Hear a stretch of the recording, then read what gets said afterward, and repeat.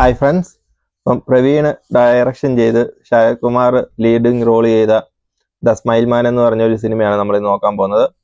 Cinema കൊള്ളായിരുന്നു, okay ആയിരുന്നു. Cinema അത്യാവശ്യം ത്രില്ലിങ് കാര്യങ്ങളെല്ലാം ഉണ്ടായിരുന്നു. പക്ഷെങ്കിൽ അവസാനത്തെ ആ ഒരു 30 മിനിറ്റ് ആയപ്പോഴത്തേക്ക് സിനിമ കുറച്ച് ഡൗൺ ആയിപ്പോയി. കാരണം ആ ഒരു സൈക്കോയുടെ ഒരു ബാക്ക് സ്റ്റോറി വന്നപ്പോഴത്തേക്കും എനിക്ക് പേഴ്സണലി അത് അങ്ങോട്ട് ഇഷ്ടപ്പെട്ടില്ല.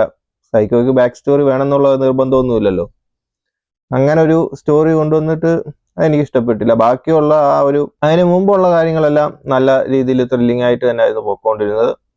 എന്തിനാണ് ചെയ്യുന്നത് അങ്ങനെയുള്ളൊരു ത്രില്ലിങ് കാര്യങ്ങളെല്ലാം നിർത്തുന്നുണ്ടായിരുന്നു.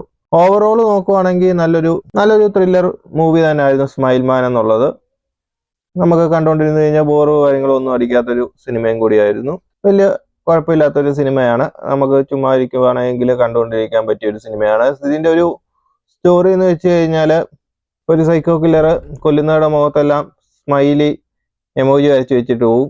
അത് കണ്ടുപിടിക്കാനെ കൊണ്ട് ഒരു മറവി രോഗമുള്ളൊരു ഉദ്യോഗസ്ഥനും അതെങ്ങനെ പോകുന്നു എന്നുള്ളതാണ് ഒരു സ്റ്റോറി എന്ന് വെച്ച് കഴിഞ്ഞാൽ. ഇൻട്രസ്റ്റിംഗ് ആയിട്ടുള്ളൊരു പ്ലോട്ടൊക്കെ തന്നെയാണ്. സിനിമ ഇൻട്രസ്റ്റിംഗ് ആണ്. അപ്പം അതുകൊണ്ട് നിങ്ങൾ എന്തായാലും ഞാൻ മോശമൊന്നും പറയുന്നില്ല, നല്ലൊരു സിനിമയാണ്. ചുമ്മാ ഇരിക്കുകയാണെങ്കിൽ കണ്ടു നോക്കാം. അപ്പം ശരി ഫ്രണ്ട്സ്, ഈ സിനിമ ആരെങ്കിലും കണ്ടിട്ടുണ്ടെങ്കിൽ നിങ്ങളുടെ അഭിപ്രായങ്ങൾ പറയാം.